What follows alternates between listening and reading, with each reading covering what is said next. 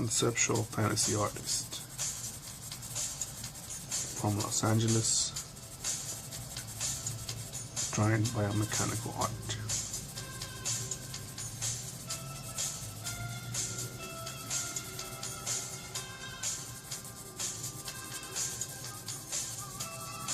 There's no real regular approach that I take to drawing this stuff.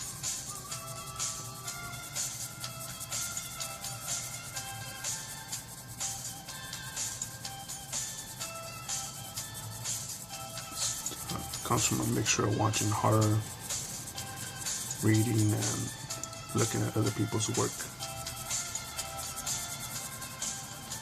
especially H.R. Giger's work.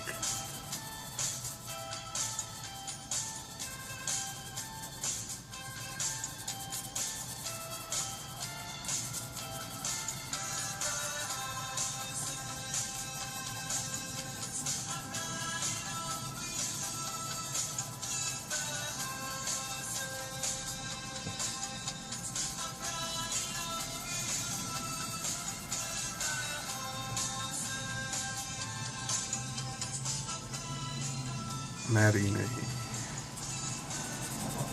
sort of part of a nude woman here, female. It's like her extended shoulder right here.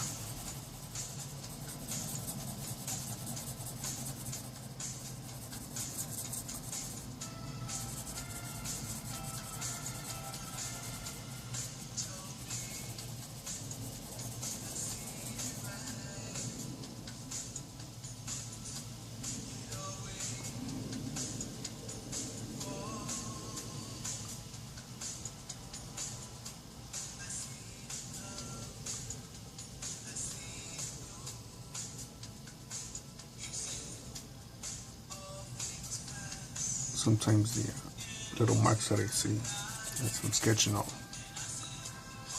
draw those in.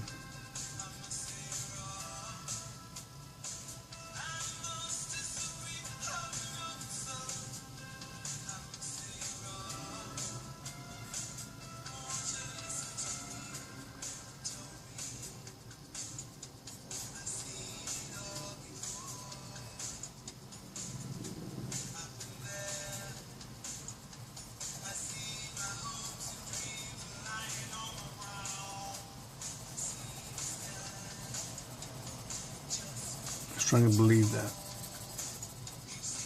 your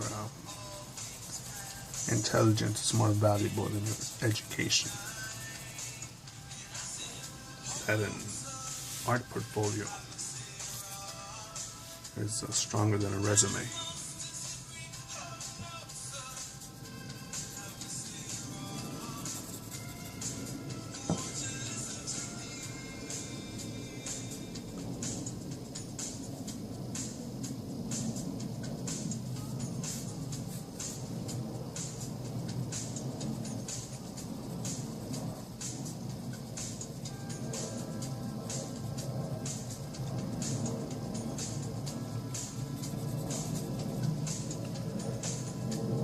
When I first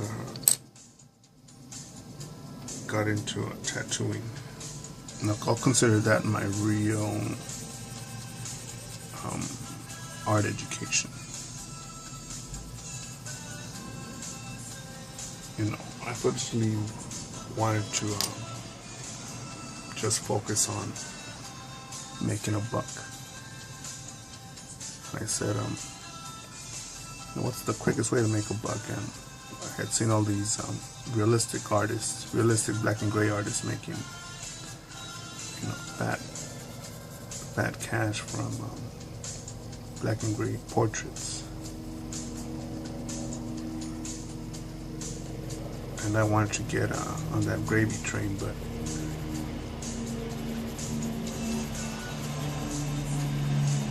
I saw enough work being done for it to start boring me.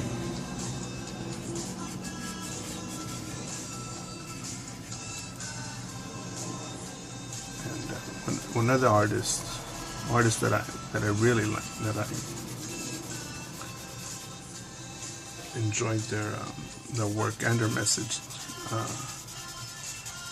They tried to critique some of the black and gray and color realism tattooers,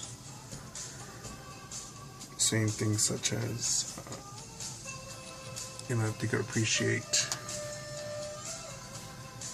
realism for the technique, but as far as creativity, they don't believe it is, and it has the value of someone who simply draws and creates out of the mind. So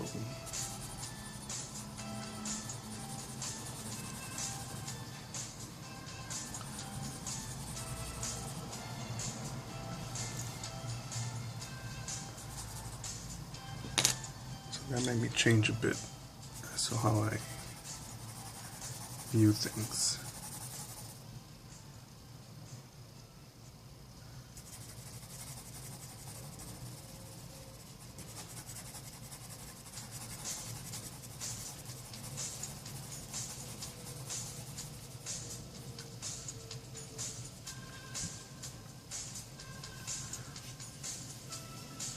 But there are some realistic photos that there are photographers that shoot photos that are just lit just right, have just the right amount of contrast and just the right light source.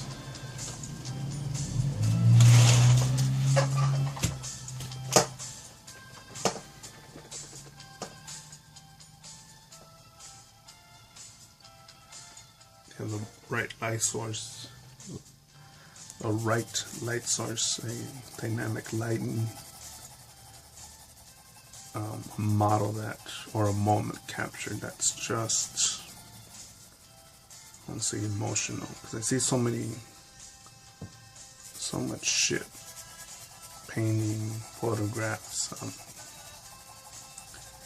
marketing that's just boring.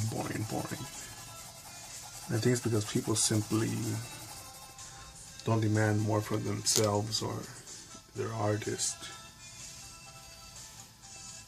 You know what? I shouldn't even say the artist, because you really, just like you can't demand more out of me, my artwork, I create what I feel is right for me, what's comfortable for me. And I'm gonna draw, in this case, a biomechanical piece the way I want. There was no one commissioning this piece. There was no one that is paying me $1 for it. So I'll just go with my gut.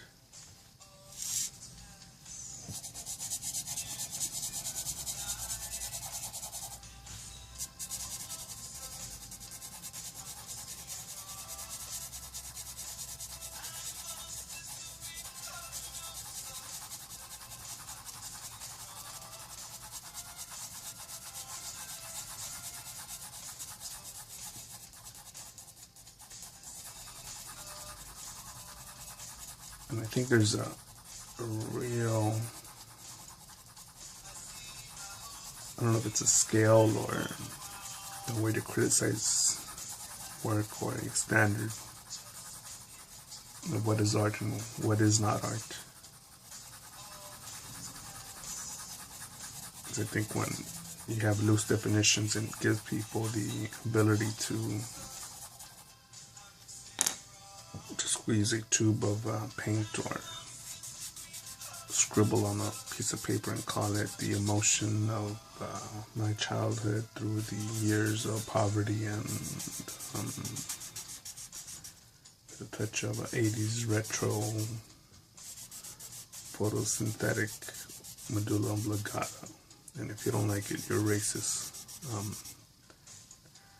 Titled artwork.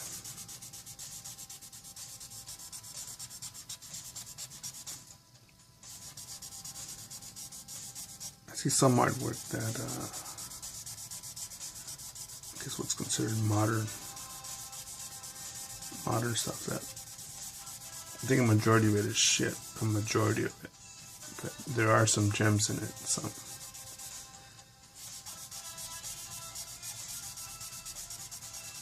I think that the thing that I like about contemporary or modern art the most is that it allows a person to think freely. And sometimes it's, I think it's just a cop-out. A lot of times.